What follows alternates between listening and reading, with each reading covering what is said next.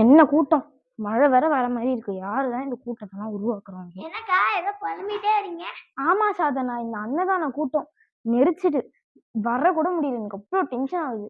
ஏன்க்கா 4 பேருக்கு சோறு போடுறது நல்லது தானேக்கா. இந்த 4 பேருக்கு சோறு போடுறதுனால தான் நம்ம ஊர்ல மழையே பெய்யுது.